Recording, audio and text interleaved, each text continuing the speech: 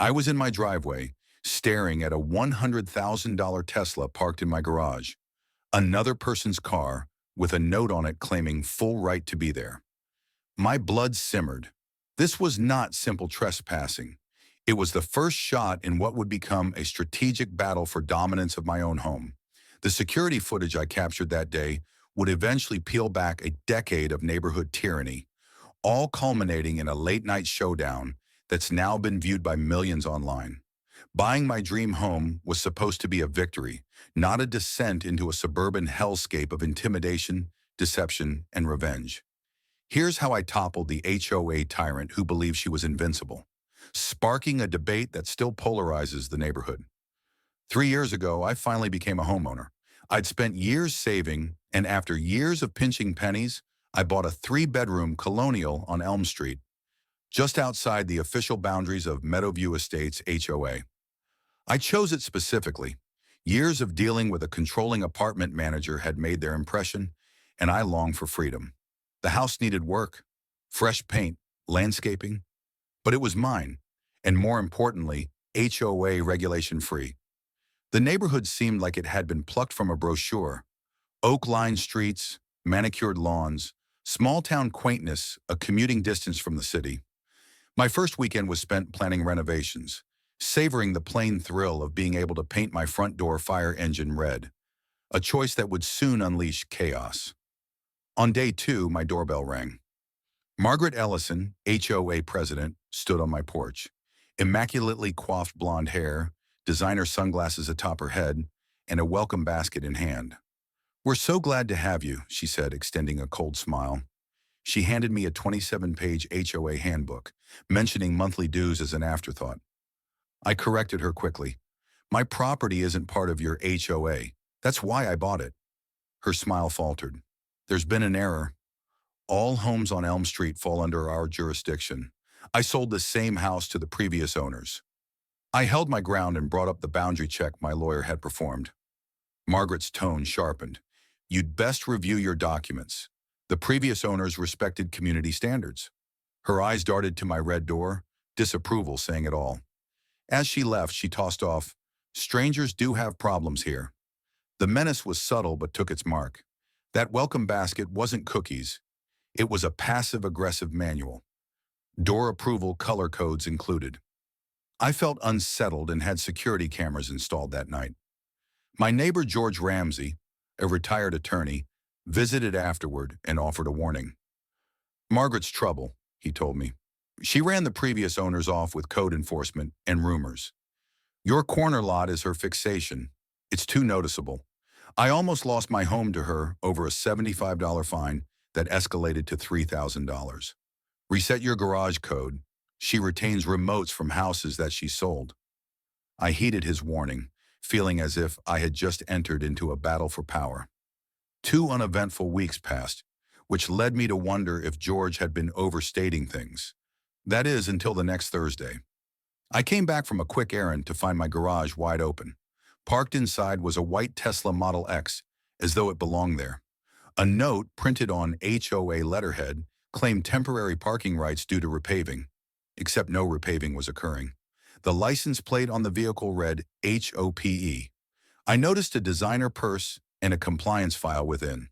A fresh coffee stain was on my workbench. Someone had been getting comfortable. My mailbox had a backdated notice, postmarked. Security footage showed Margaret using a remote to open my garage, parking, and then walking off with a smile. I was furious and called the police. Officer Tom Bradley arrived, viewed the video and said, "It's a civil matter unless there is damage to property.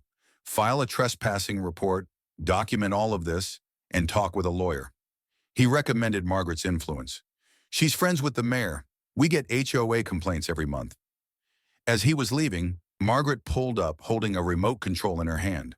I confronted her, showing her the video. She didn't flinch. "HOA bylaws allow for resource use during projects. Your garage is shielding my car from debris." I lost it. "I don't belong to your HOA. You unlawfully withheld a remote. This is trespassing." Her smirk returned. "You're confused about your status. It's easier if you cooperate." As she drove off, I noticed listing photos of my house in her vehicle. This wasn't just about control. She wanted my property. Then there was the fake real estate listing for my house, with photoshopped pictures and a dramatically lowball price. I got a letter from the IRS accusing me of unreported rental income. Margaret was making threats, code violations, tax fraud, and tracking my guests through loyal informants. I'd dealt with corporate deceit before. I could handle Margaret. I beefed up security, hidden cameras, door sensors, alerts. I posted publicly about an upcoming weekend trip, ensuring a garage remote was visible. Then I spent the weekend at George's, whose guest bedroom had a view of my driveway. At 7 o'clock Friday night, Margaret's SUV appeared. She opened my garage, parked her Tesla, and was joined by Lauren. Audio captured Margaret scheming, "Once he's gone, this lot's ours." They knocked over my tool chest and left it that way. Margaret bragged about chasing the previous owners out by disturbing the sleep of their kids. On Saturday, they lounged in my garage like it was theirs, washing cars with my hose. By Sunday, I had hours of video. I set the trap at 6 p.m. At 5:55, I made a follow-up call to Officer Bradley. George and I waited across the street. Margaret and Lauren arrived and stepped into my garage. Soon, Bradley's cruiser pulled up. I walked out. "Good timing, officer." Margaret stiffened, then went into arrogance mode. "We have parking rights." Lauren stammered. "Margaret said it was okayed." I played the recording for the officer, including Margaret's voice on it saying, "Get him out. This property's ours." Her face turned white. Ellen stopped by with two of the board members. "Margaret, you're suspended. Financial improprieties." "You're not the HOA," Margaret snapped. Ellen replied calmly, "There's a quorum, and you're out." The Andersons, the previous owners, stepped forward to share their harassment stories. Neighbors gathered, shocked. Margaret accused me of fabricating evidence, slandered the Andersons, and ranted about outsiders. Lauren, horrified, apologized and offered to pay for the car scratch. Bradley issued a trespassing warning to Margaret and flagged her for misuse of HOA funds. At 2:15 a.m., my phone blared. Margaret's brother-in-law, a tow truck owner, was hooking up my car. Margaret directing him, invoking HOA powers. I confronted them with proof. The noise woke neighbors. George and Ellen came out. Margaret completely lost it, shouting fake violations and divulging residents' secrets. "I built this place," she sobbed. Lauren, mortified, took her away. Police documented everything. Margaret was arrested for trespassing and fraud. She lost her real estate license. Audits revealed she'd used HOA funds for personal items, her Tesla and landscaping. Ellen reconstructed the board, cleared up boundaries, and ordered audits.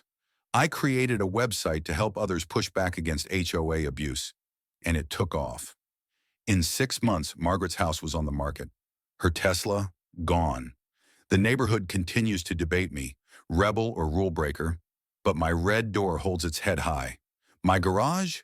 George parked there once during a storm. That's being a good neighbor. Ellen's HOA is thriving, but I remain steadfast. Justice wasn't revenge, it was the truth, and letting Margaret's arrogance write her own fate.